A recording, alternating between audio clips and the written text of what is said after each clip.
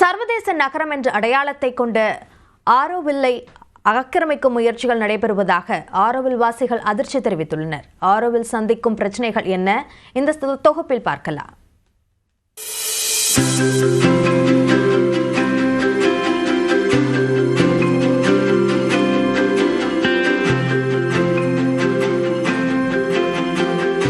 நாடு, மொழி, மதம், அரசியல் என்ற அனைத்து வரையறைகளையும் கடந்து மனித குலம் ஒருமைப்பாட்டுடன் ஓரிடத்தில் வசிக்க வேண்டும் என்ற அரவிந்தரின் கனவை நனவாக்கும் வகையில் ஆரோவில் சர்வதேச நகரத்தை உருவாக்கினார். அவரின் சீடரும் பிரான்ஸ் நாட்டைச் சேர்ந்தவருமான ஸ்ரீ அன்னை என்று அழைக்கப்படும் மீரா.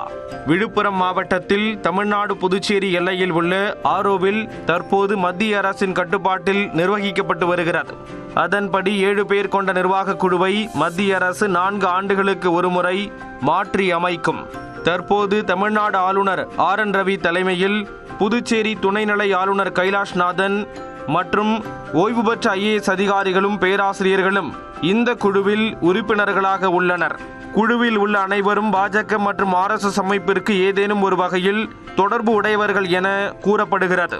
ஆனால் சொத்துக்களை கொடுத்து ஆரோவில்லில் தங்கியிருப்பவர்களுக்கு பிரதிநிதித்துவம் இல்லை என்கிறார்கள் ஆரோவில் வாசிகள். ஒரு ஓப்பனாக இல்லை, டிரான்ஸ்பரண்ட்டாக இல்லை, எல்லாமே மறைச்சு செய்கிற மாதிரி இருக்குது. வெறும் RSSம் BJP மட்டும் இங்கே அவங்களுடைய குவார்ட்டர்ஸு அவங்களுக்காக, அப்புறம் குஜராத்லேருந்து 1000 மக்கள் வரப்போகிறாங்கன்றாங்க.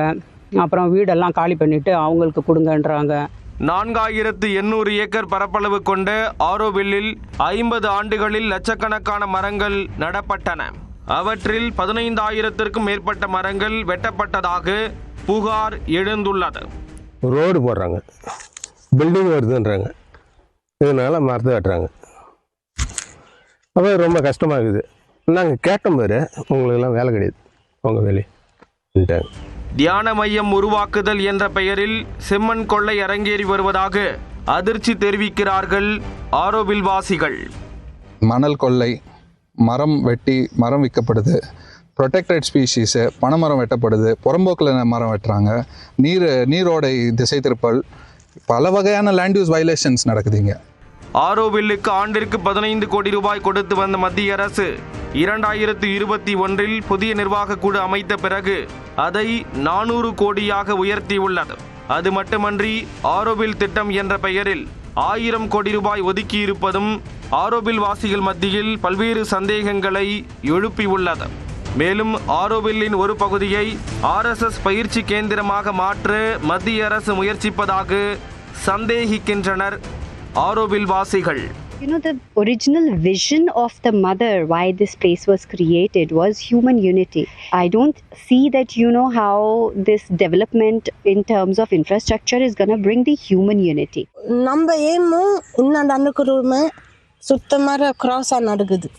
இல்லை, எங்கே கொண்டு போய் சேர்க்க போகிறாங்க அந்த ஆரோவில்? உண்மையிலுமா இது போல நடந்தது இருந்தா ஆரோவில் இஸ் finished.